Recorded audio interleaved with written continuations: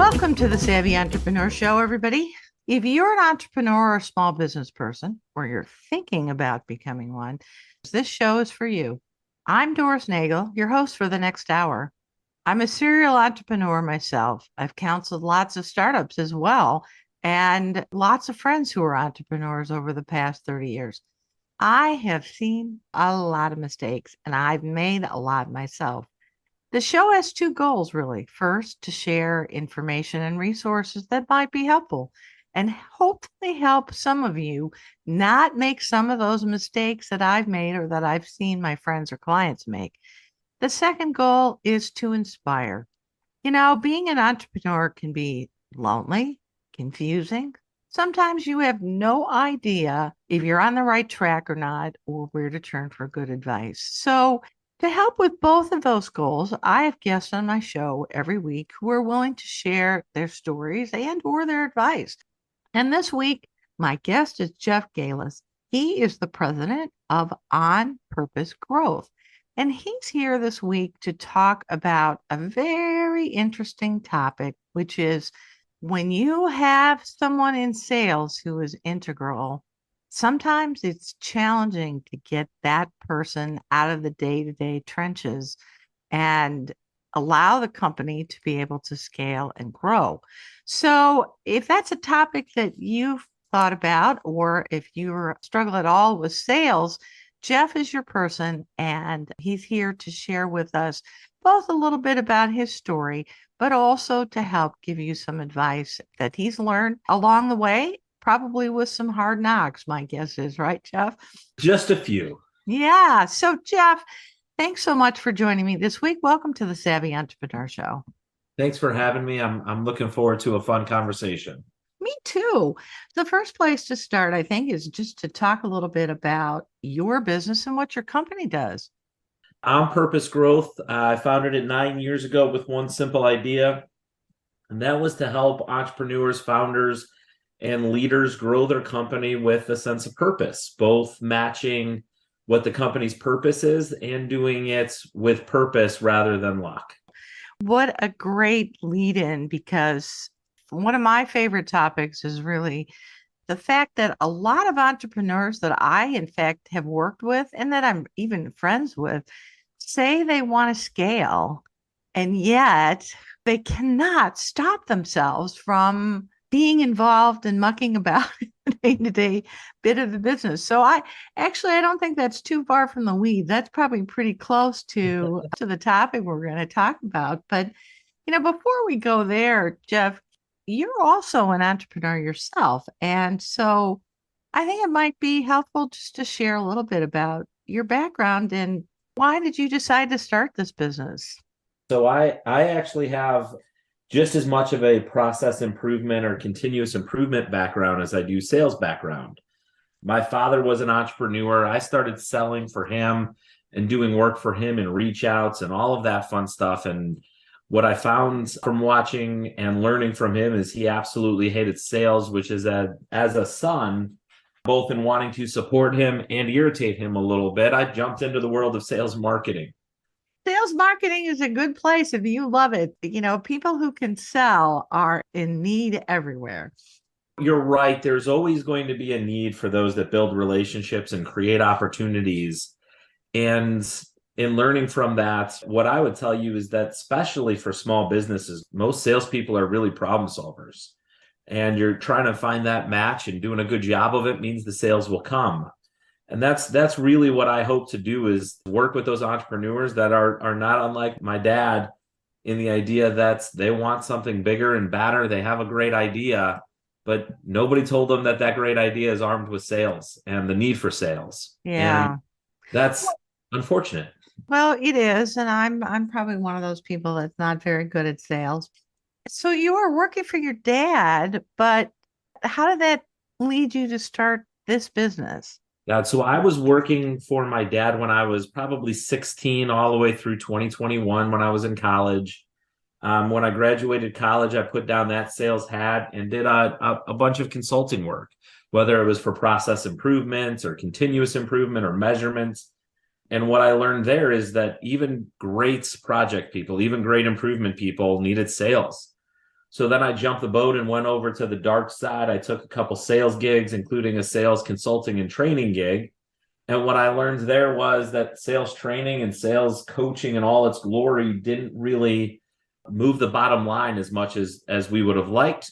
So gosh, now 10 years ago, went to the boss where I was doing the sales coaching and said, I want to do this whole structure and process and systems idea as opposed to just doing individual sales coaching. And long and behold, he didn't see that as a fit. That was a Friday. We disagreed on a Monday.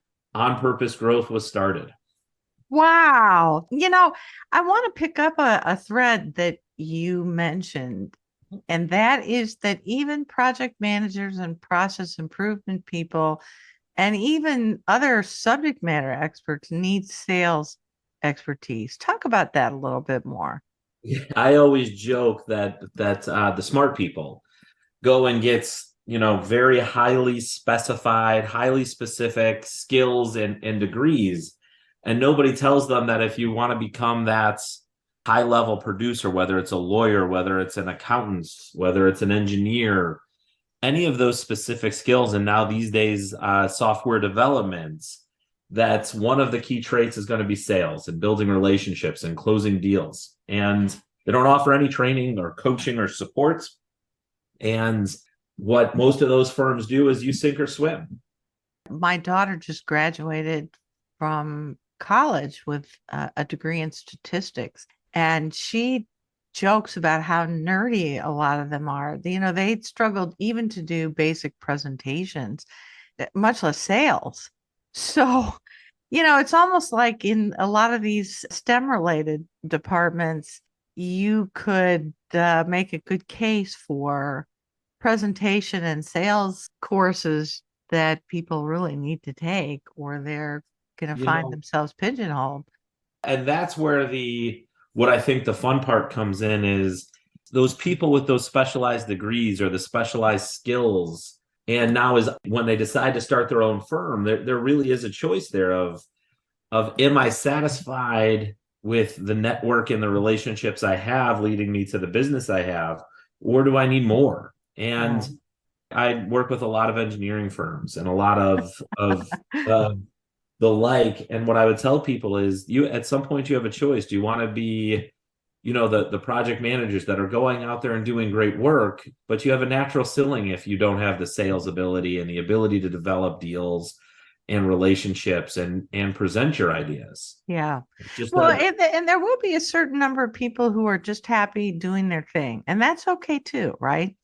Absolutely. And I think there is just as much need today as there ever was. And those people, we do a lot of goal setting within these engineering firms. And I can tell you that there's a fair amount that just want to become the best at what they do. And that doesn't mean being an entrepreneur or business owner. And not only is there nothing wrong with that, if you feel the need to be an entrepreneur because of social pressures, it ain't going to work. It's going to give you more headaches than it's worth. I hope you entrepreneurs or would-be entrepreneurs out there are listening to that nugget of advice. So, Jeff, what are your target clients? Our target clients are really simple, and it's those that have reached a ceiling based on the individual work that they can do, or maybe one or two other leaders can do, and they really want to scale their company past their network and their relationships, or even their ability to close. We refer to these as founder-fed organizations. Sometimes that's as low as 1 or 2 million, but a lot of times it's in the $5 to $10 million range. And they just want to grow, and they want to grow not just for the money and the IPOs and all that fancy stuff, but because they really want their idea to be out there, and they want that. I'm going to say our target audience is beholden to the idea that they're running with, and those are the people that we love working with.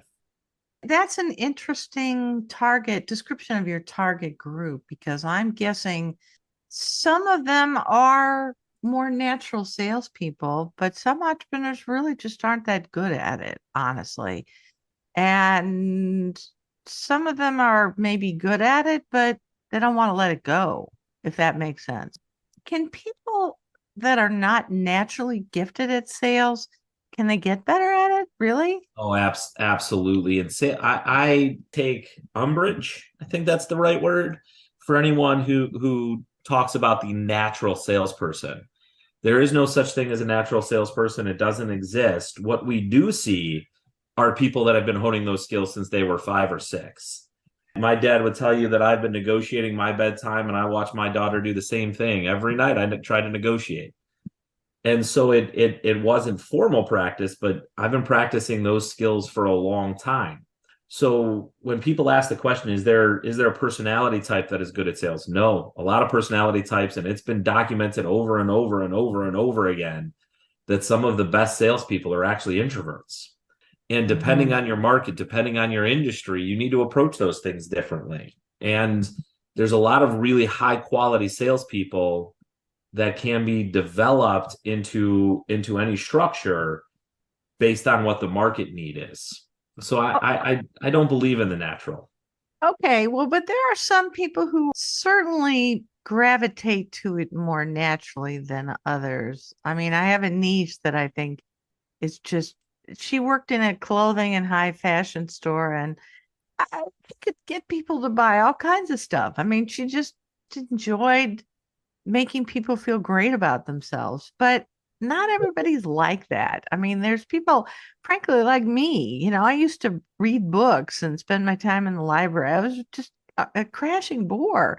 And I never found myself being very good about sales. I never liked it. I never, how do you help people like us? Let's talk about that because a couple things that you mentioned there. One, you mentioned retail sales, which is a lot of shaking hands, a lot of small talk, a lot of people just walking in and wasting your time. And then you're talking about a very different type of professional services sales. Those are very, very different things. And what I tell people is that what we want to do is, as an entrepreneur, if we want to optimize your abilities, what we want to do is play to your strengths and position yourself where not only you can enjoy it, but where you can succeed. Look, when we ask people to draw out the salesperson, almost all of them draw out the car salesman who walks up to you, slaps you on the back, tells you how Right, great you are, and right, pushes you towards the most expensive car. But right. that is not really what professional sales is, and it's not a representation of the work. Most of high level sales is value added knowledge. And if we frame it that way, and understanding that your role is to help a majority of your prospects first really define what their problems are, and then start the idea of working through pros and cons of different solutions, and then develop the requirements and the budgets and the process for making a decision. Those are things that I would be willing to bet you're very good at. It's interesting. I find that a lot of clients, potential clients, and these are probably not the right fit clients, and maybe it's a question of doing a better job of profiling your ideal client. But a lot of clients that you would approach, they say they're interested, but really, I think what they want is some free advice and then just to go off and kind of keep doing the same thing they've always done. There are a fair number of clients, and I bet you've seen more than a few of these, who say they want to change, they want to do things differently, but the instant you give them any homework or anything that requires them to engage and be part of the process, things just turn to mud and molasses. Absolutely. And now we get into the fun of all of the things that sales has been taught over 50 years, and they just come up with new and new names for it, which is qualification. One of the things that I can tell you is qualification both ways is very important. Understanding indicators and what tasks and how do you and what actions you can expect your prospects to take if they're serious versus not serious, and working through all of that is so important, especially when now you're taking the intuition of a founder who has been successful at sales and trying to push it to a team, because that founder has those things that have been built over 5, 10, 15 years of developing and honing that intuition. Notice, not natural, but the Mhm. the scars on the back of having conversation after having conversation and developing that intuition. How do you develop that process that's not only can you run without that high level intuition, but improves as you gain that intuition. So you're right. There's a qualification process that has to come in there, and that can be developed and designed and trained. Wow, that's a big enchilada right there. There's a few threads that I want to kind of pull apart that you've touched on. One of them is entrepreneurs or small business people who have built up the clients. So I think there's people who are struggling still with the sales process and the qualification process.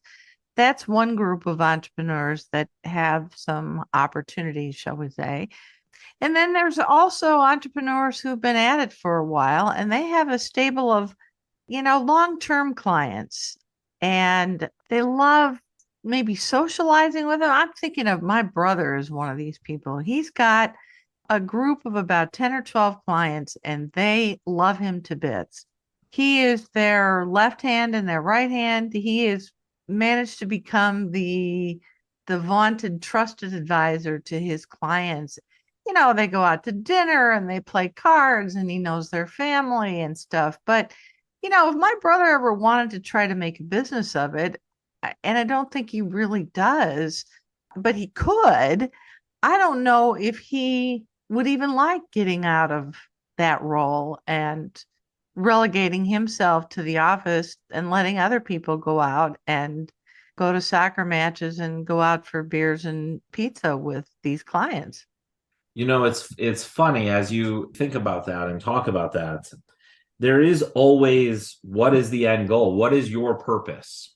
And not everybody wants and demands a hyper growth company that wants to Right. go from 1 to 5 million and 5 to 50 million. Right. That's not everyone's goal. Right. And one of the things that I try to push people for and push people to is this idea that I don't want to build something that you don't want to be the leader of.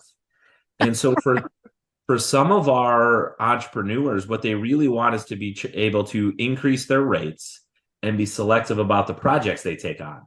And in that case, we have to take them generally from taking on any client to being, to getting the revenue so that they can start editing and updating their client list, but also then positioning themselves in a way where they would have the opportunity to do that. Yeah. So that's kind of the in the middle one. But, I'm amazed. I have a couple of friends who are trying to pitch exit planning. And in fact, if listeners want to go back, they can listen to a couple of past episodes. There's one with Barry Goodman in particular, talking about business exit planning and how you need to prepare for that. That's the other end of the spectrum, right? That's the very mature business where the owner says, I see myself heading off to do something else. At least they say that. But I'm friends with a bunch of folks who try to do this kind of work. And it's very hard because the business owners who are in the middle of it love the doing of it. They can't even bring themselves to imagine them not being in the middle of it and building the systems around it and processes to pull themselves away from it. And the exit planners are sitting there going, but you're leaving millions on the table. You could scale this business and you could sell it. But I think at bottom, a lot of small business people don't want to do that, right? So you're running into a couple problems, and I've worked with a couple exit planners. So I've heard a few of these issues, and one of them is, this is my baby, and you're telling me that you want me to prepare to give away my baby, Right.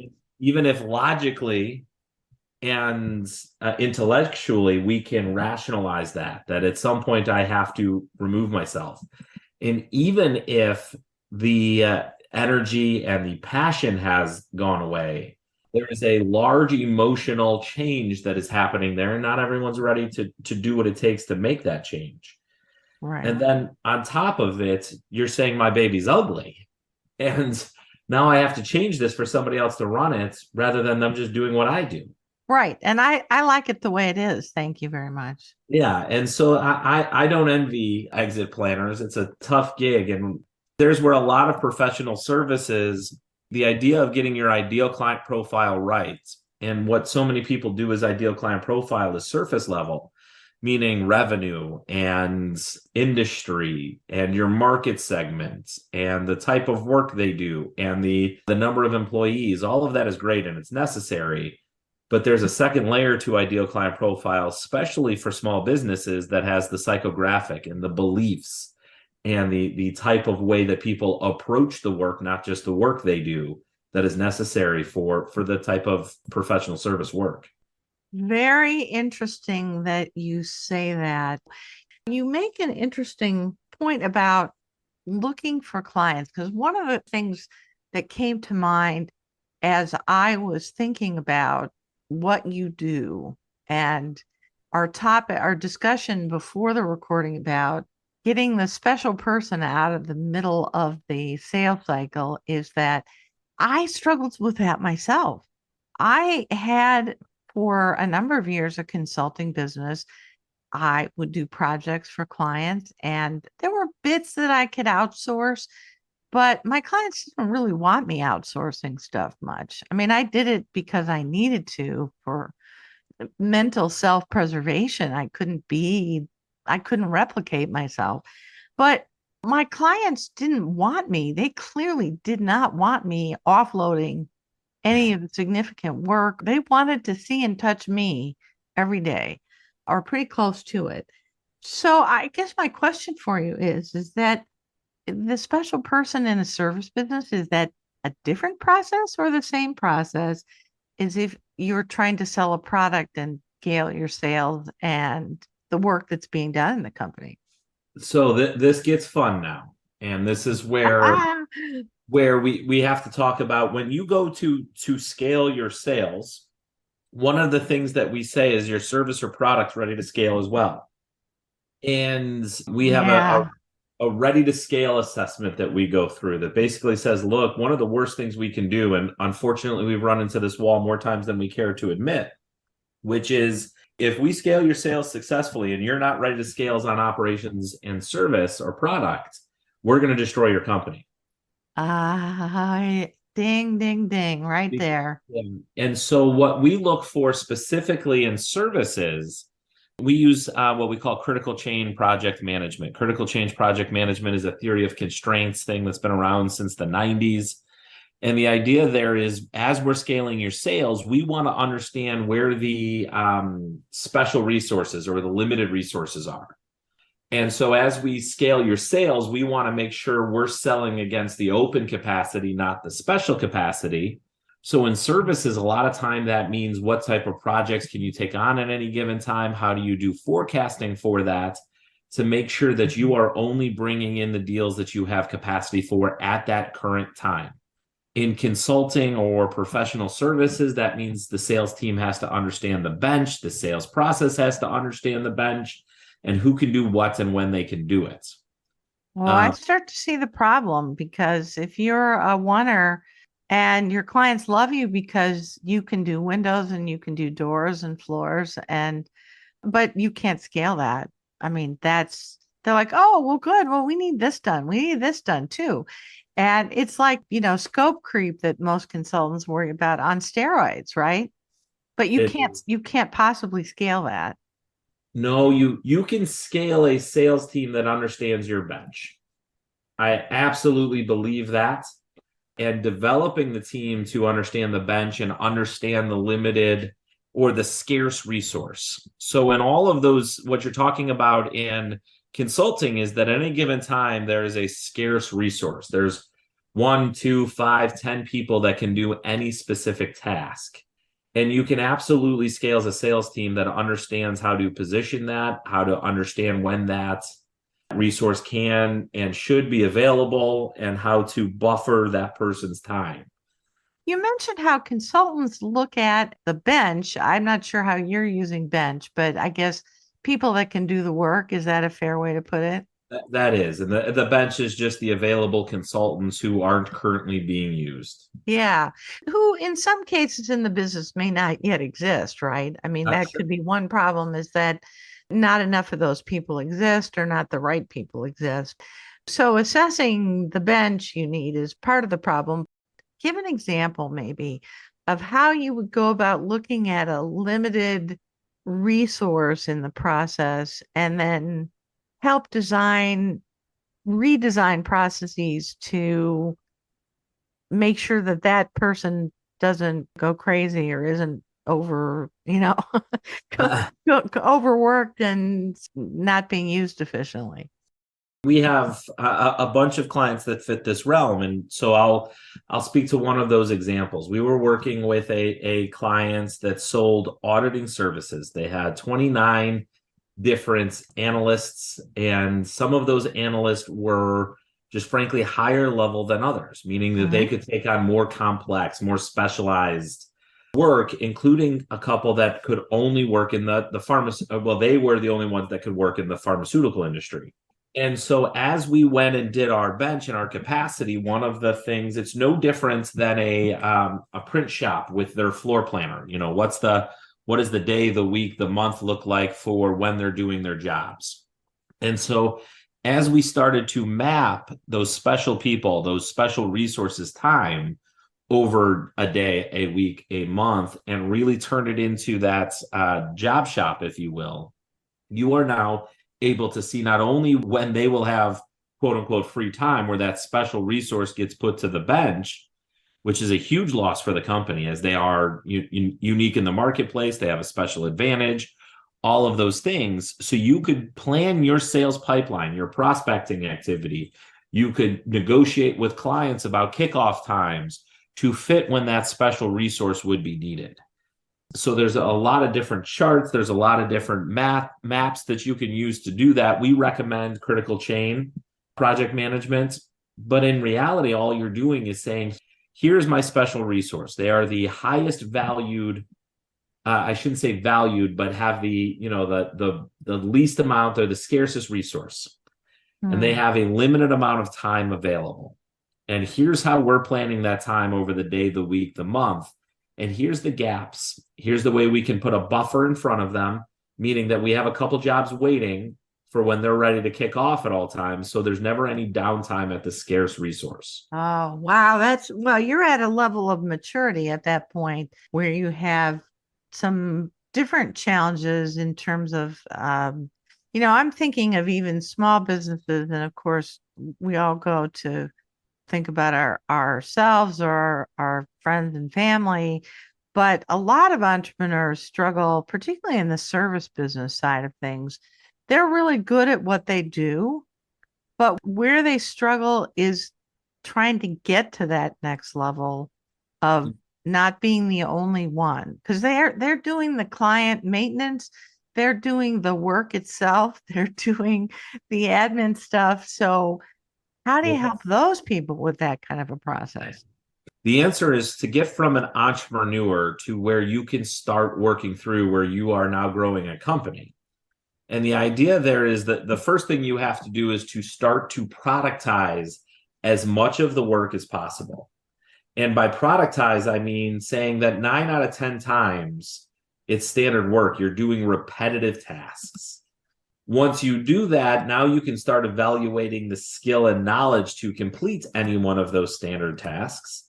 And you have a couple different ways that you can move forward on it.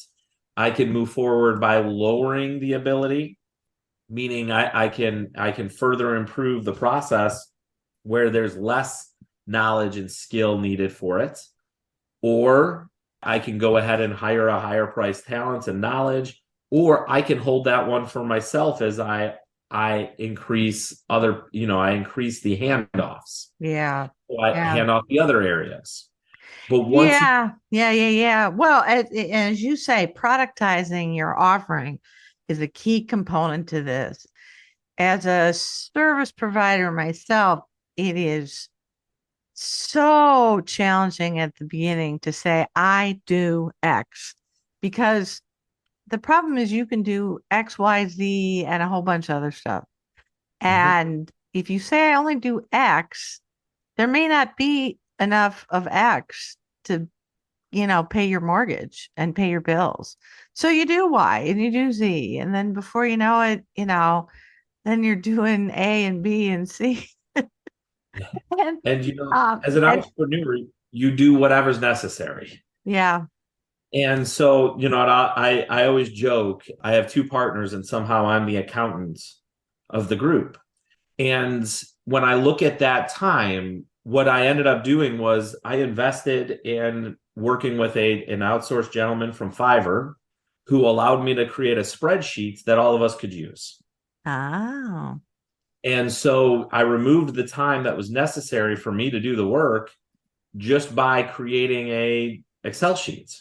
a And so, tool that yep. allowed you to offload some of the work you were doing. And now we go ahead and we put, we all put the notes in the same way. We put Mhm. the finances in the same way, and out comes the numbers. And 90% of the accounting is done without any manual method at all. Wow. Well, good for you. And Well, to go me, ahead.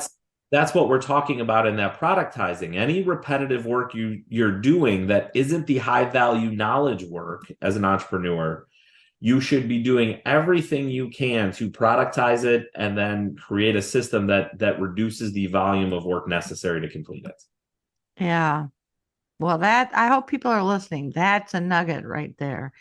One of the challenges, as we alluded to earlier in the show, is that I think there are entrepreneurs who love the new challenge. It's very hard for them to say, this is what we do, because the new thing that somebody's asking them to do is exciting. So, how do you help entrepreneurs avoid I joke at it, call it the squirrel problem. I don't know if you ever saw the movie Big, but there's a dog that just is going about its business. And as soon as it sees a squirrel, it goes, squirrel. And it's off and running, or some people call it the bright, shiny object syndrome. And people who love ideas like entrepreneurs I think, are often susceptible to that. How do you help them keep themselves on track? It's funny. The first thing, I'm a recovering squirrel chaser. So I do want to mention that. But one of the things I will tell you is that the first thing you have to do there is understand why. What is the motivation to doing and chasing that squirrel? And oftentimes it's because that's how that person finds value, Yes, and finds meaning in the work they do. yes, By yes, finding something new and creative, that's where they've gotten the rewards their whole life. So they want to keep doing that.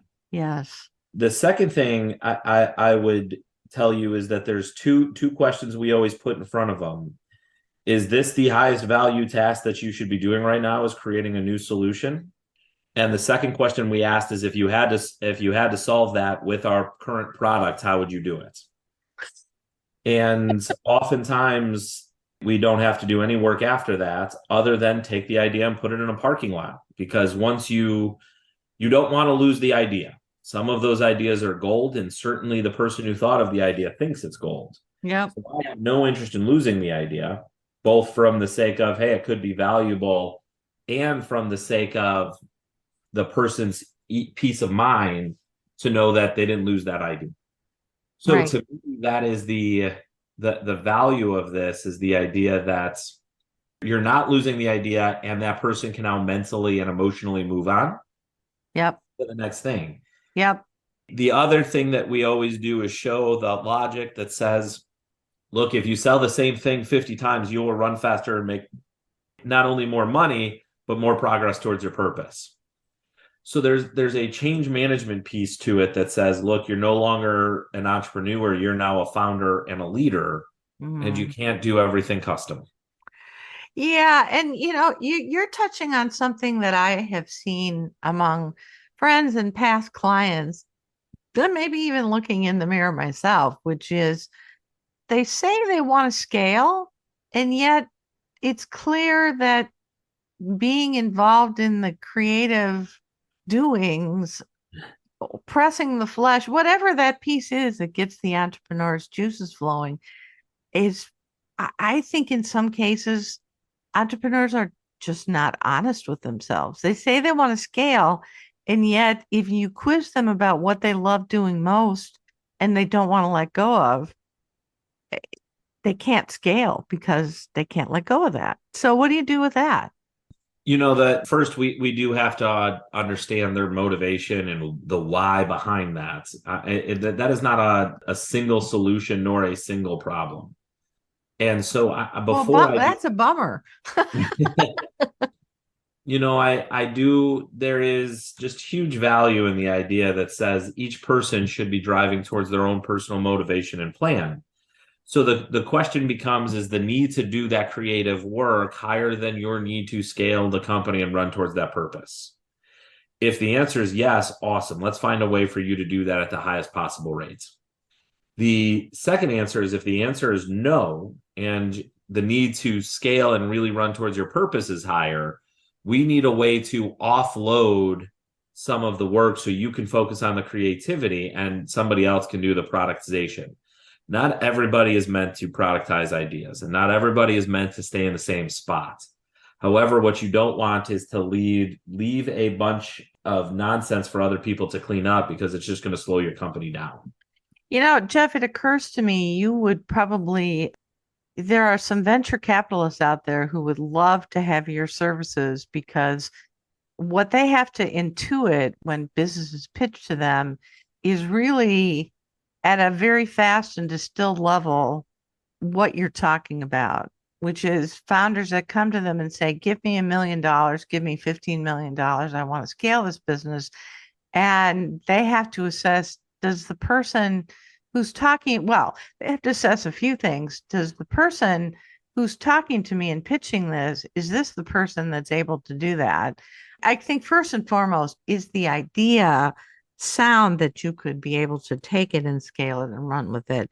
But then they have to also ask, is the person who's presenting to me, the current CEO and or current management team, do they have the wherewithal to be able to extricate themselves as needed and become leaders?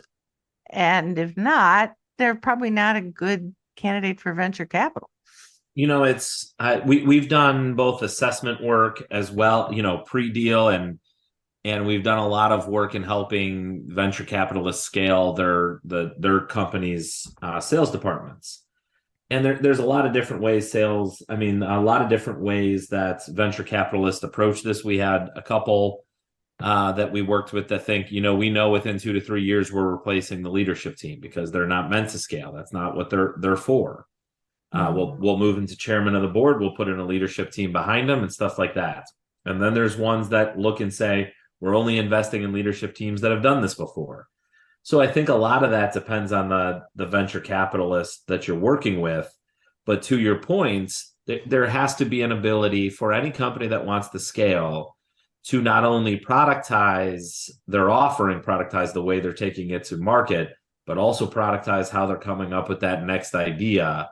And a lot of times the entrepreneur is the one that needs to start playing within a new system.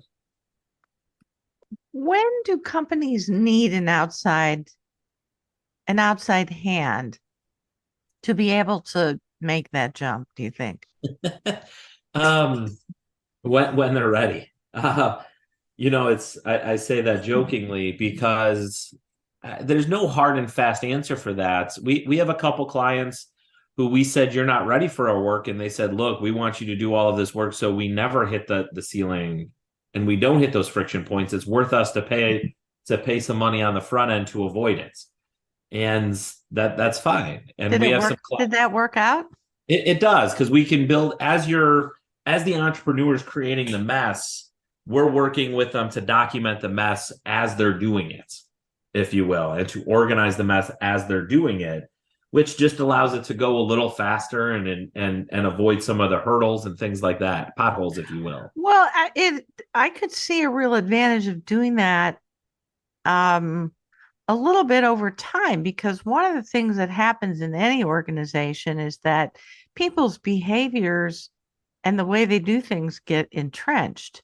And so if they have somebody like you around, my guess is they're not going to stay entrenched for very long. I will tell you that I have no interest in staying entrenched. I have no interest in letting anyone stay where they currently are. It's one of those things that if you brought us in, you need change. And If you're not willing to make a change, then we're not in the right spot. So nobody stays entrenched in whatever their current process is. Now, getting it ahead of time has its advantages, but it also there's a financial aspect to it. Yeah. And so there's always a conversation over that balance of is it speed? Do we have the right information? Should we wait until we want to onboard a team? And so much of that depends on the individuals we're working with, that we don't have a hard and fast rule as to when is the best time to bring us in. The best time to bring us in is really when you're ready to move forward and you're ready to scale or increase your rates.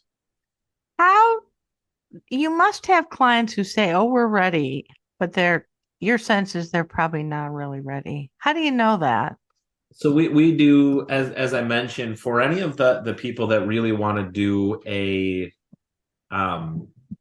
what I would say is a scale. We have a ready to scale assessment that we walk them through that says, okay, here's all the things that are necessary for you to be in a position to scale. These aren't even the things you need to do to scale. These are the things that need to be in place to scale.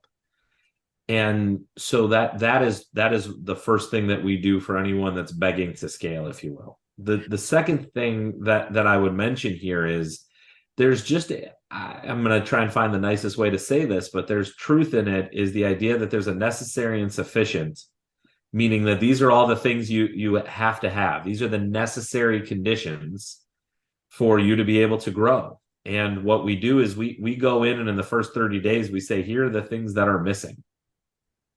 And if you're not willing to work on those things, there's no point in keeping us around, because without those things, you're not going to scale. And frankly, maybe a better way to put it is, we can't do that without we can't scale you without these things. So if we're not going to go to work on them, we're not a good fit. So is I forget what you called it, your questionnaire about readiness to scale. Is that a separate offering that you have for Oh, businesses?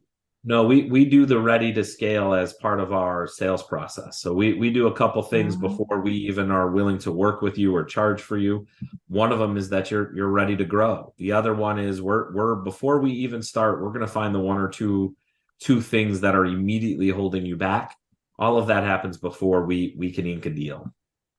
Well, the reason I ask that is I'm thinking there are some entrepreneurs who I don't know if they're ready for you yet, but I think some of them are already thinking about this and are trying to think about how am I going to go about doing this?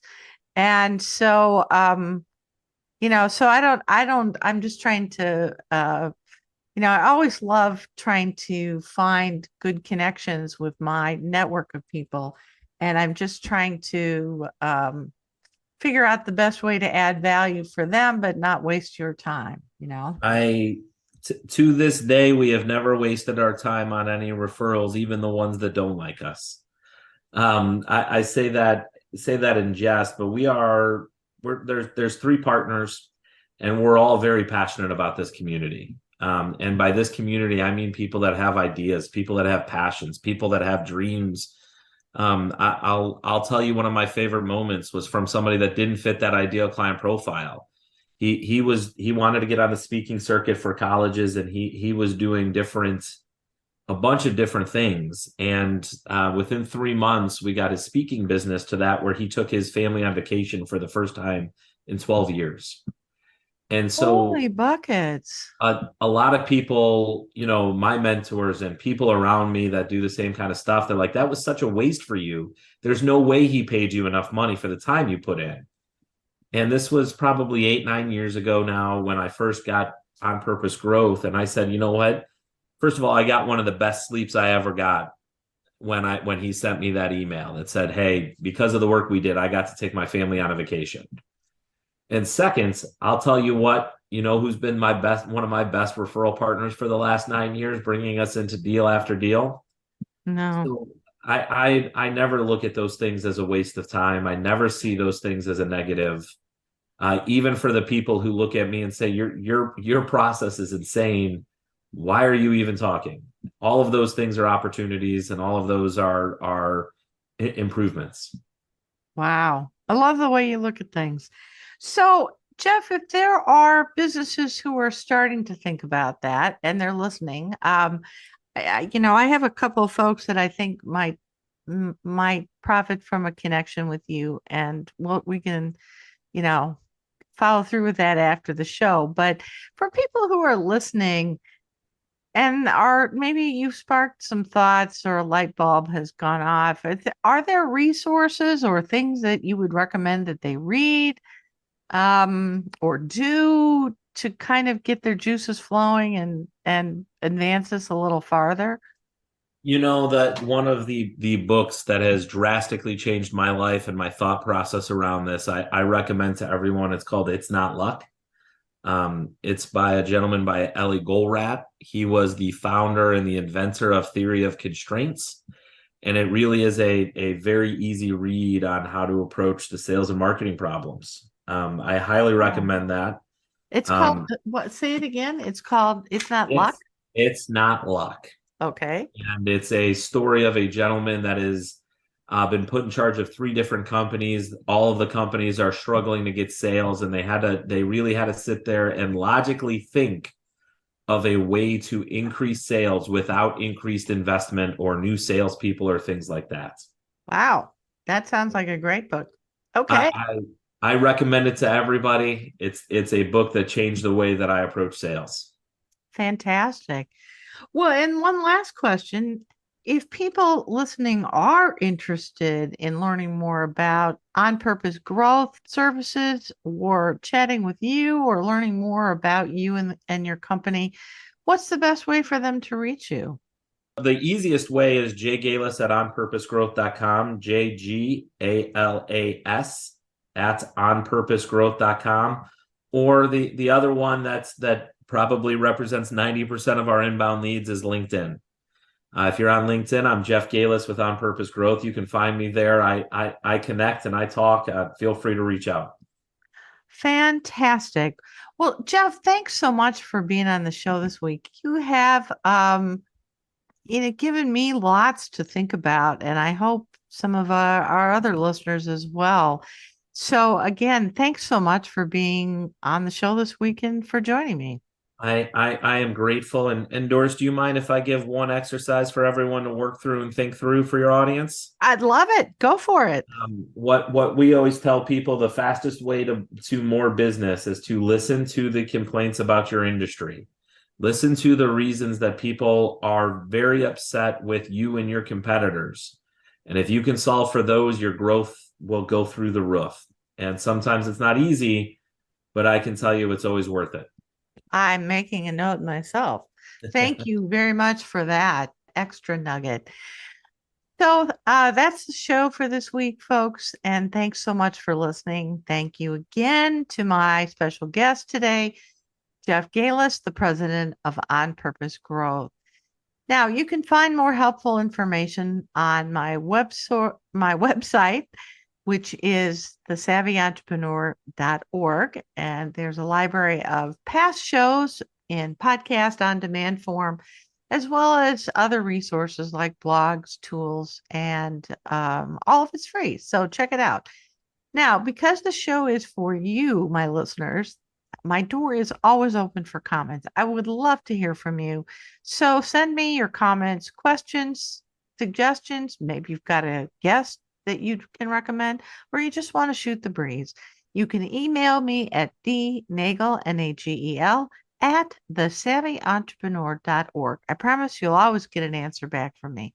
Now, be sure to join me again next Saturday at 11 a.m. Central, noon Eastern. But until then, I'm Doris Nagel, wishing you happy entrepreneuring.